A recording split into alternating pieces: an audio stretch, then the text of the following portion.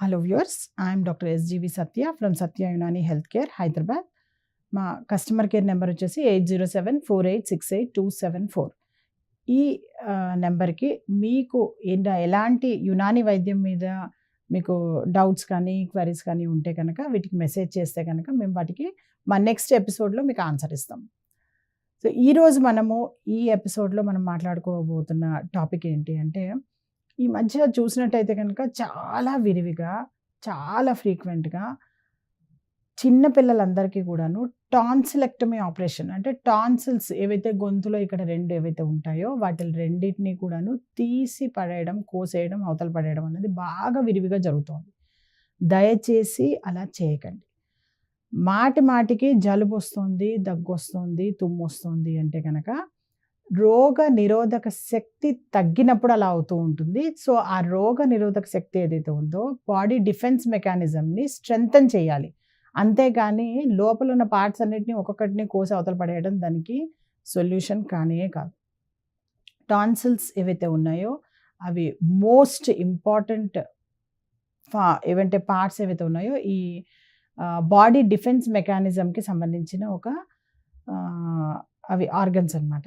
అవి so, this is a very small organ.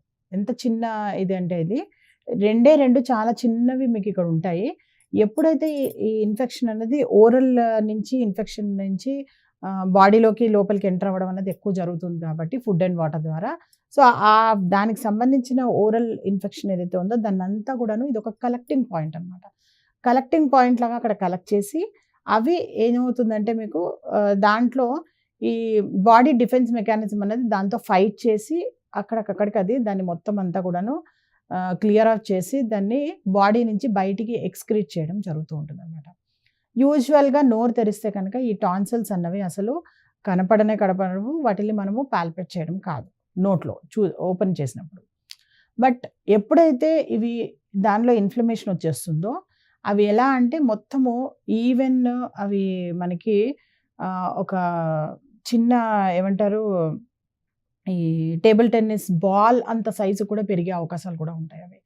So, ఇంతగా inflammation దాన్ని పెంచుకోకుండా పిల్లలకి చిన్నప్పటి నుంచి కూడాను వాళ్ళకి ఈ జంక్ ఫుడ్స్ అన్నది ఎవరికైతే ఇలా బాగా జలుబు, దగ్గు, ఆయాసము, జ్వరం ఫ్రీక్వెంట్‌గా వస్తుందో వాళ్ళకి కనుక ఈ జంక్ ఫుడ్స్ కొంచెం తగ్గించి ఇంట్లోనే మీరు ప్రిపేర్ చేసి వాళ్ళకి ఇచ్చినట్టయితే కనుక తర్వాత ఏవైతే మీకు ఇంట్లో తయారు చేసే పదార్థాలతో పాటు ఈ పళ్ళు తర్వాత వెజిటబుల్స్ ఇవన్నిటిని కూడాను వాళ్ళకి ఎక్కువగా ఇవ్వడము, తర్వాత ఆవు పాలు తాగించడము, తర్వాత వాటర్ ఏదైతే తాగిస్తున్నారో అది ఆర్ఓ వాటర్ కాకుండా నార్మల్ వాటర్ కనుక మీరు తీసుకున్నట్టయితే కనుక అది కూడా చాలా హెల్ప్ అవుతుంది. అండ్ ఎలాంటి వాటర్ అయినా సరే దాన్ని రాగి బిందెలో కనుక మోర్ దెన్ 2 అవర్స్ కనుక దాన్ని ఉంచి ఆ వాటర్‌ని కనుక యూజ్ చేసినట్టయితే కనుక ఆ రాగి బిందెలో ఇట్లా అలా 2 అవర్స్ కన్నా ఎక్కువ కనుక వాటర్‌ని సేవ్ చేసినట్టయితే కనుక అలా మనకి ఉంచిన ఆ నీటిలో దాదాపు ఏంటంటే ఎటువంటి టైప్ ఆఫ్ ఆర్గానిజమ్స్ కానీ ఎక్కువగా బతకలేవంటారు దాంట్లో.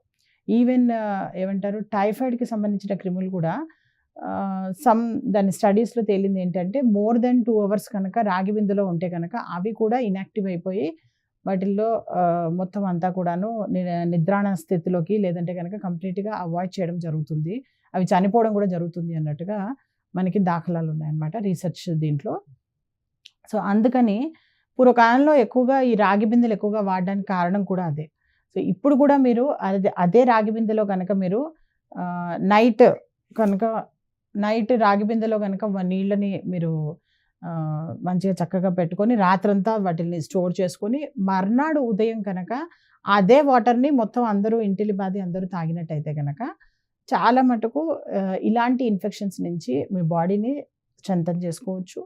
And at the same time రెండో థింగ్ ఏంటంటే ఈ ఇన్ఫెక్షన్స్‌ని తట్టుకొని నిలబడేలాగా పిల్లల్ని ఏం చేయాలి అంటే రాత్రి తొందరగా పడుకోబెట్టాలి. ఎవరైతే రాత్రి 8:30కి పడుకొని ఉదయం 3-5 లోపల నిద్రలేస్తారో వారికి ఏమవుతుందంటే ఈ టైంలో బాడీ తనంతట తాను రిపేర్ చేసుకోవడం జరుగుతూ ఉంటుందన్నమాట. ఈ రోజుల్లో మీరు చూసినట్టయితే గనక పిల్లలందరినీ కూడాను తల్లిదండ్రులు అసలు రాత్రి 8:30కి పడుకోబెట్టడం అనేదే మర్చిపోయారు. అందరూ 12, 1 గంటకు పడుకుంటున్నారు అందరూ. ఇలా పడుకోవడం వల్ల ఏమైపోతుందంటే యూజువల్‌గా నైట్ 8:30 నుంచి మార్నింగ్ 3:00 లోపల ఈ బాడీ డిఫెన్స్ మెకానిజం అన్నది ఏంటంటే డీటాక్సిఫికేషన్ అనే ప్రాసెస్ చేస్తూ ఉంటుందనమాట.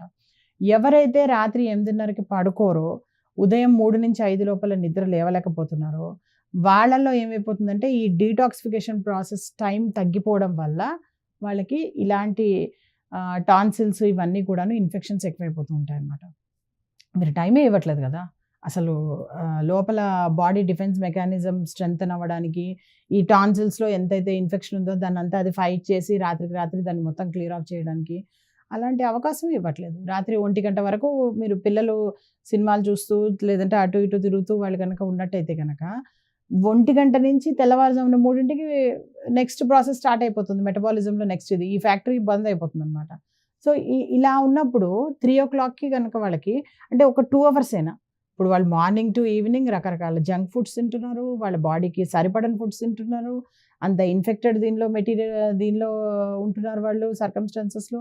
ఇలాంటి టైంలో ఇలాంటి వారికున్న ఒక వాతావరణంలో ఒక్కసారిగా వాళ్ళని మీరు వాటిలన్నిటికి ఎక్స్‌పోజ్ చేసి వాటిని కనీసం రిపేర్ చేసుకోవడానికి బాడీకి టైం కూడా ఇవ్వట్లేదు అంటే గనక ఆటోమేటిక్‌గా వాళ్ళకి అదంతా కూడాను లోపల పేరుకుపోయి ఈ టాన్సిల్స్ అన్నీ ఏం చేస్తాయంటే జస్ట్ లైక్ డ్రైనేజ్‌లో మ్యాన్ హోల్స్ ఎలాగో ఇవి కూడా అలాగనమాట.